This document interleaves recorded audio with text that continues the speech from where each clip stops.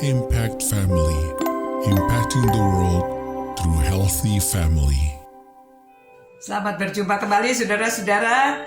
Apa kabar? Shalom. Semoga saudara semuanya dalam keadaan damai sejahtera ya. Saudara-saudara, hari ini kita akan merenungkan ayat 9 dari pasal 4 Filipi ya.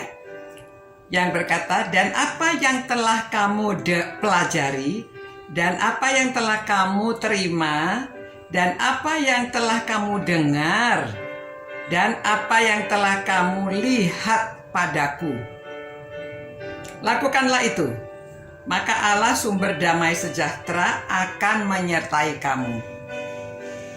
Kalau kita mau supaya damai sejahtera Tuhan menyertai kita lakukan apa yang sudah pernah kita pelajari. Saudara, ini episode ini 93 ya. Saudara, sudah sekian lamanya saya harap ya pasti dalam diri saudara sudah ada perubahan ya.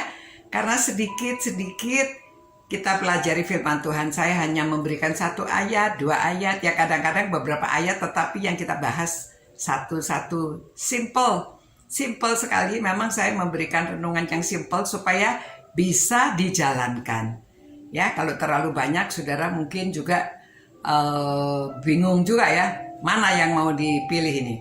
Nah, ini satu yang penting saudara, setelah kita pelajari, kita dengar ya, dan yang sudah kita lihat teladannya.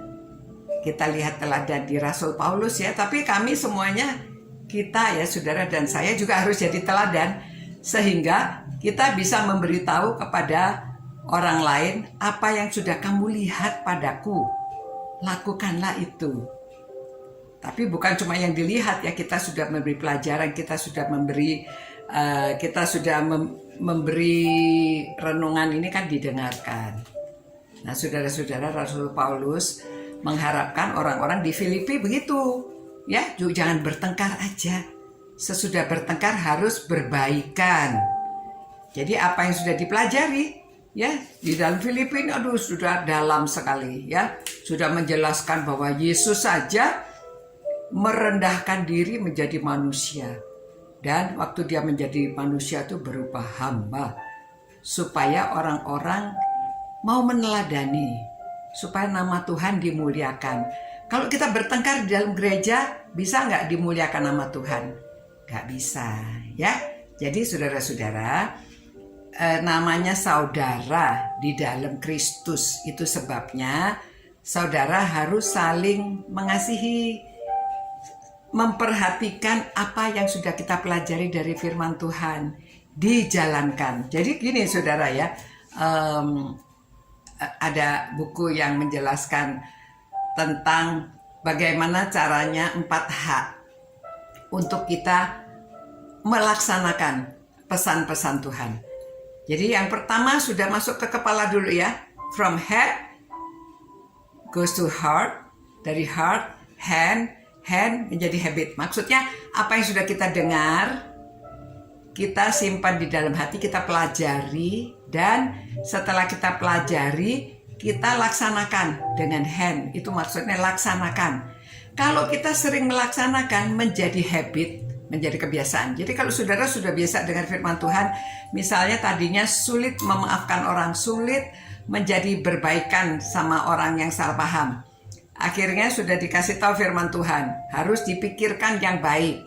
Nah setelah tahu itu sudah dipelajari, sekarang dicoba, dipraktekkan.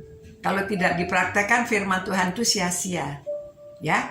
Jadi saudara-saudara, saya ajak saudara semuanya, apa yang sudah dipelajari, yang sudah didengar, apa yang sudah saudara tahu dari firman Tuhan, tujuannya adalah untuk direnungkan, untuk dilaksanakan ya. Masih ingat ya, dulu saya kasih kalau jadi murid Tuhan itu 5 hal yang mesti kita lakukan. Kita suka mendengarkan firman Tuhan. Kita ibadah, kita ke gereja, kita dengar firman Tuhan. Kalau ke sekolah minggu, setelah dengar itu mesti dibaca. Di rumah kita baca, setelah dibaca kita pelajari supaya mengerti. Kalau sudah pelajari, lalu kita renungkan. Nah, ini kita sudah sampai tingkat merenungkan, berarti sudah tingkat keempat nih ya. Nah, kalau sudah merenungkan, mesti ada juga yang dihafalkan. Sesudah dihafalkan, dilaksanakan. Ya, saudara-saudara, mari kita sama-sama melaksanakan firman Tuhan yang sudah kita pelajari dan kita menjadi teladan supaya orang lain, supaya dalam keluarga, anak, suami, istri, semua keluarga besar bisa melaksanakan. Mari kita berdoa. Tuhan, terima kasih Tuhan atas firman-Mu. Engkau berkati setiap orang yang merenungkan firman-Mu ini agar mereka bisa melaksanakan pesan-pesan Tuhan. Jikalau ada yang bertengkar supaya mereka berdamai, supaya keluarga-keluarga menjadi damai dan menjadi teladan di mana saja kami berada. Terima kasih Tuhan, dalam nama Yesus kami berdoa dan mengucap syukur. Amin. Nah saudara, damai sejahtera Tuhan ada pada saudara semua. Sampai berjumpa, selamat malam. Ciao. Impact Family, impacting the world through healthy family.